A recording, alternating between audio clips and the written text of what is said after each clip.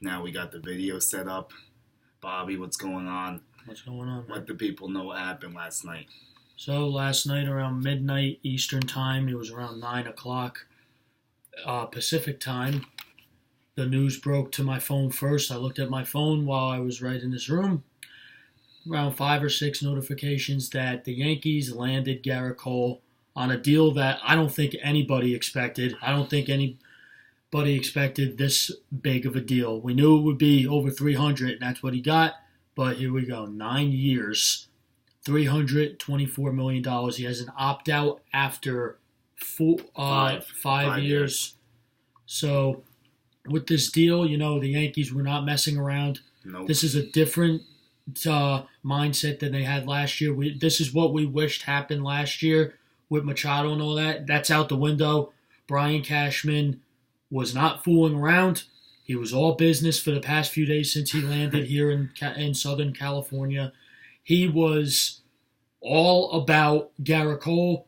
He said it. The one thing he said, I feel like he kind of indicated that they were going to get him subliminally. I think he was playing, but I like that. I really do. He didn't show his hand. No. He told everybody the way it's supposed to be. He said we were strong competitors. You were the strongest competitors. It was reported by John Heyman, who we've seen the past couple of days. It's going to take the brothers' pick still. Yeah. We got one more shot tonight. Yeah. So with this, he reported, I believe it was probably an hour or two before the signing officially happened, that the Angels were in the front runners. When I saw that after we got Cole, and I was still like, what? Why would you even say that? And then I found out that the Angels' offer was not even $300 million. It was just about $300 million. It was 8 years, right? They didn't do 9. I think they said like 8 years, $298. Okay. So obviously, you know what? The Yankees knew. The Yankees, I think they started. Here's what I think. I'll tell you this with Gerrit Cole, and I just got this report right now. One of the biggest contributors, Yankee fans, all of us, we should send a big thank you to Andy Pettitte because he was the driving force in this. He convinced Gerrit Cole pitching in New York is like no other. Now Gerrit Cole staying in the American League and coming to the New York Yankees. This move, I'm just going to tell you this, was the right move. We were in on him. We've said this for months now. We had him in our hands twice. The third time, we finally grasped him. Yep, he's still with us now. This is a big, big, big signing. Last night when this happened and it broke, everybody in that Manchester Hyatt was on pins and needles, ready to go, was the main story. Everybody, Rosenthal, Passan, Pisano, his last name. But I will tell you this. He said earlier in the day, he said that everybody in that lobby thought he was going to the Yankees, and he was absolutely right. Like I said, this move is a power move and solidifies the Yankees' pitching rotation. And you know what, Jules? I want you to, if you could, I want you to break this down, like what he brings to this team. This is your bread and butter, so take it away. Yeah, I'm going to give an inside look behind the numbers and why everyone should be so excited about Gerrit Cole now being a Yankee. First of all, I know if you guys were listening to this show, and Bobby knows this too, I vouched for Cole should have won the Cy Young over Justin Verlander. I thought he was robbed of it, honestly. I mean, Verlander had the no-hitter and everything, but Cole's numbers are better than JV's across the board if you really look at it. And he was the best pitcher in baseball last year, arguably. So he has an ERA of 2.5. His FIP 2.64. Sierra 2.62. Very consistent stuff. There's no fluke with any of these numbers. And he pitched 212 innings, 326 strikeouts, just 48 walks, 13.8 Ks per 9 innings, which is unheard of. The guy's just a pure machine. He's just going to mow hitters down. Like, you don't got no chance against Gerrit Cole.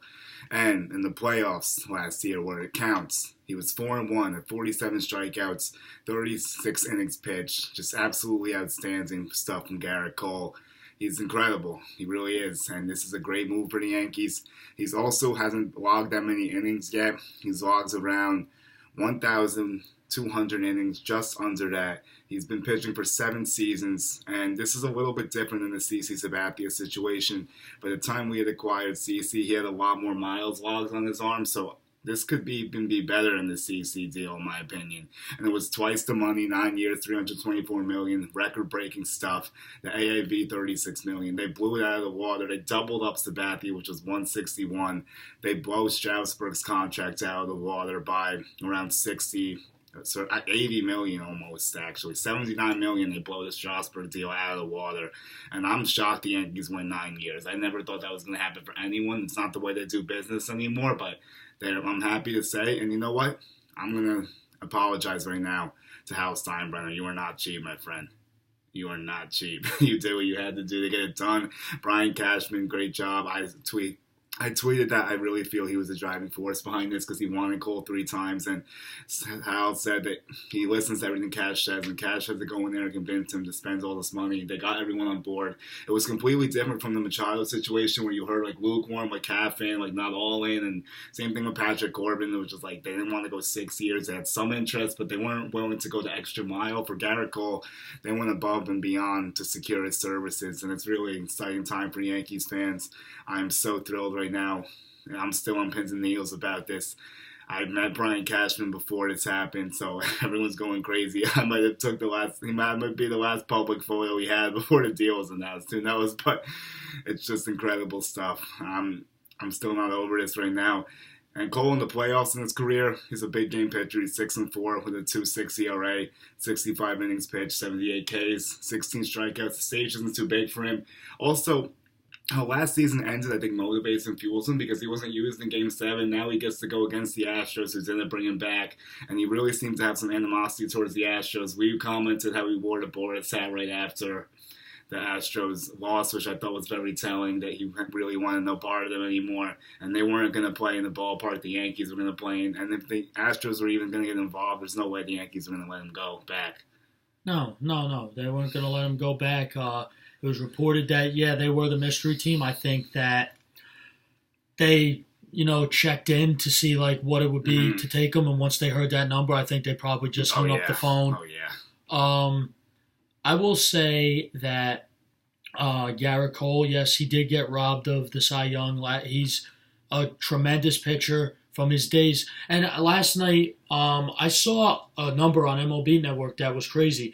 When he was on the Pirates and all that for the first couple years of his career, because he's been in the league since 13. He's played around 6 years. So the first couple years, his ERA was average of 3.50. Mm-hmm. The past couple years, it's been like 2.3. It's been low. Yes. His strikeouts went from, I think it was 8-point-something to 13.4. Yeah, now it's like 13-something. It's ridiculous. His career strikeouts per 9 is 10.1, so you see the spike in numbers that you're talking about. Also, his career ERA is down to 3.22 now, like as you said, because you basically outlined this. His Pirates career was good, but not great. He was obvious. He was a good pitcher for the Pirates, but he wasn't like phenomenal. The Astros really put his numbers, like they really made them a lot better, obviously, because he's been a machine ever since the Astros picked him up. And this is great stuff, and I'm really excited again. I just can't say how good of a time this is for the Yankees. The rotation in the playoffs is one of the best in baseball now. Now you have Cole, you have Paxton, Tanaka, Severino. What order would you put those 3 in? I'm actually curious. I've been trying to think about this. Like, how do you order the rotation behind Cole? Also, in the 5 spot, are you in favor of Montgomery? Because I like that. I think that's a good move if they don't get anyone else. I also think J. Happ is still going to get traded. I don't think he's going to be a part of this team, really. They need some flexibility because they need to get another relief pitcher potentially. A lefty bat's a big need still. An outfielder, is Gardner going to come back? These are big questions. Betances, I'm not too optimistic about. I don't know about you because I'm not sure how many relievers they can pay now that Cole's getting all this money, What do you think? How do you think the Yankees are going to finish this up? How would you have them finish it up? In regards to the offseason, I guess, like their final moves, like what the roster's going to look like fully in 2020. I mean, like right now, they're going to have to figure out with Didi gone, you're going to have to figure something out. In my opinion, I mean, you still have LeMahieu, but I still think the Yankees do. This contract is really big, but I do believe that they could maybe try to get some small pieces now. Mm-hmm. Maybe that guy from the A's you keep talking about. Like trying, yeah, Jurian. Yeah, but I like I think it's more probable than not that Betances is gone. You think Mets, Phillies, or Rays? I'm gonna go with probably the Phillies because it's Joe Girardi. So with that, they're gonna have to really go after an infielder because Didi is gone. I know they weren't gonna bring him back, but they have to really focus on this. The one thing now, I don't know if they'll be in the pitching market. I know we were talking a little bit crazy moves a few weeks ago about them trying to maybe go and get Anthony Rizzo, but I feel like that's not going to happen. Maybe Josh Bell. You think that could be more realistic? Yeah, there's been some talk about that. Yeah, maybe. I mean, I think the infield is I'm happy with the infield, but we need another depth piece since Didi's gone. Here's how do you like this alignment? We've been thinking about this for a while. So third base, Gio still, I want him there. Shortstop, we got to put Glaber. Second, we got DJ. And first, you have Luke. And Andujar's a big question mark, too. What would you do with him? Honestly, I feel like he lost his job to Urshela. I think the writing was on the wall. Urshela is a much better defensive third baseman. He could still hit and make plays. So I've said it once and I'll say it again. I would try to look to trade Andujar and try to get some more pieces. But, yeah, in my opinion, what I saw from Urshela last year, I think the writing was on the wall. For Andujar, I appreciate what Andujar has done, but Urshela was just tremendous for us. He really helped out. I know in the playoffs it wasn't really the best. However, I do think that they need to look to trade him. And I know a lot of teams will be interested. Yeah, I mean, I'm on the fence about this because I see what you're saying. I also think we can DH him maybe and use his bat as a contact bat still. I don't want him playing third base either, though. We've talked about this in length. Gio is way better defensively. What would you look for in a trade for Andujar? Since we got Cole now, would you try to flip him? I don't think you would sell him that for a Robbie Ray. Would you? What type of asset do you want if you're getting rid of Andujar? I mean, I would look for some more prospects, maybe. Oh, okay. Definitely. You mean infielder? Yeah, maybe. Yeah, that's fine. I would definitely go with that. That seems about right. But maybe, call me crazy. Maybe try to use him in a package for Josh Bell, maybe. That's actually been floated. That's not that crazy. Jim Bowden had said that in The Athletic. He said Voit and Andujar. That might be a slight overpay, I feel like, but maybe they can give us something back to make it more worth our while if we trade both of them. But yeah, I mean, there's a lot of different ways this can go. Brett Gardner, I hear there could be some news soon. I'm not sure if it's Yankees news, but Andy Martino tweeted a few hours ago that there's going to be a decision from Gardner. And there's even rumors that he has a multi-year deal on the table. I don't know if the Yankees would do that at this point. But I'm assuming he'll be back still. That's what I've heard, that this is going to be resolved after the Cole situation. The outfield will be set if he comes back. Infield, we've talked at length. I'll say the same two guys right now because I don't see the Yankees going crazy spending for an extra utility infielder right now, really. Mm-hmm. So Travis Shaw and Scooter Gennett, I would like to see either one of them. Yeah, that wouldn't be a bad idea. I know Travis Shaw, the Red Sox are interested in him. I've been reading. He used to play. Yep, that would be something right there. So I'm gonna close the Cole's career's numbers. We'll have some thoughts on what's taking place in the meetings, and then we'll kind of sum up how we're gonna end everything, I guess.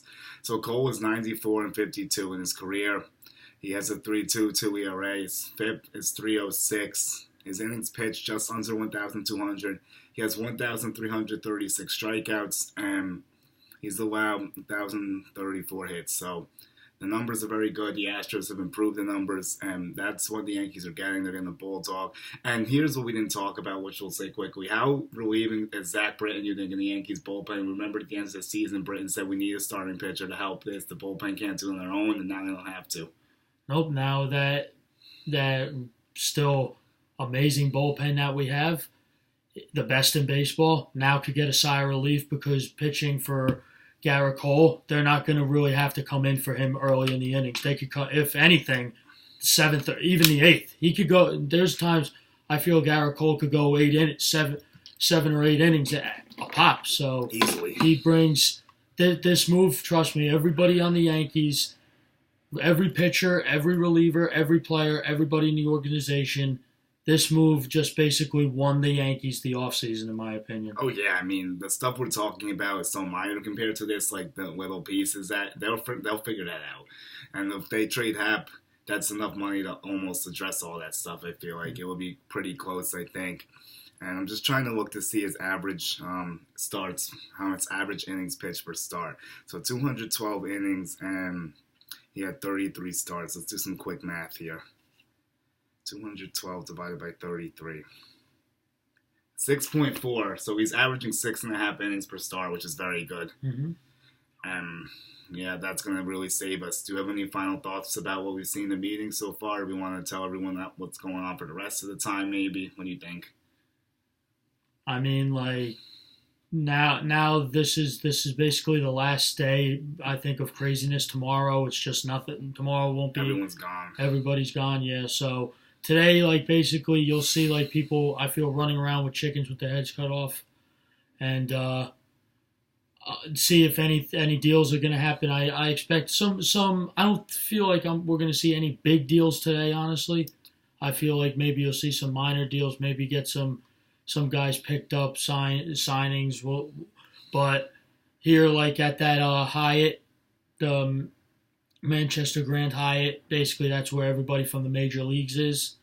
And you'll see today they're going to be meeting still, some hot stove shows and all of that. But everybody's wrapping up everything. So that's what's happening today. And then tomorrow, everybody is out of here. Yes, you hit the nail on the head, and I want to let everyone know that we're going to try to go to the Yes Hot Stove show, and they're going to talk about the Gerrit Cole stuff. We'll try to get some information out of that. It's at 11 o'clock our time, 2 o'clock Eastern time, so we're going to try to get in on that, and then we're going to see what else is going on, try to talk to some more people, see if we can break anything else that might be developing today. Also, so you don't think Rendon comes off the board today? When do you think Rendon comes off the board? Rendon... You know what? Since Cole is signed, I know what was it? The Dodgers and Angels have really set their sights on Rendon. Yeah, I think it's maybe that. You know what? Maybe they could get it done over the weekend. If not, okay. You know what? I'll say this: maybe today he signs or tomorrow. But if not, over the weekend, I think he's going to want to get. Both parties are going to want to get that wrapped up right away. Yeah, and I'm actually starting to believe the Angels are going to get Rendon because they missed out on Cole. Yeah. They need to make a splash. They traded Kozar and opened up $12 million, which is an under-the-radar move yesterday. Also, the White Sox traded for Nomar Mazara. That flew under the radar as well from Texas. But, yeah, I mean, I think Rendon's market is going to be very strong, competitive, and I'm not going to say it's definite today, but I wouldn't be shocked. I'll put it that way. Yeah, I mean... You never know. Anything could happen. We could say this, and then something major happens. So that's the winter meetings for you. Yes, we've had a great time so far. So many great stories to share from the meetings. It's been an experience we'll never forget. I totally recommend to anyone that's a baseball fan to do this and come out here and get into the hotel that everyone's in. You can pick everyone's brain. It's really amazing. And they give you access. It's wild. But for this edition of GNT Sports Talk, I'm Julian Gallardi. I'm Bobby Thompson. Follow, like, subscribe, sponsor, Apple Podcasts, GT Sports Talk, Twitter and Instagram, GT Sports Talk 2. We will have one more video, most likely wrapping this up tomorrow at some point. Thanks, everyone.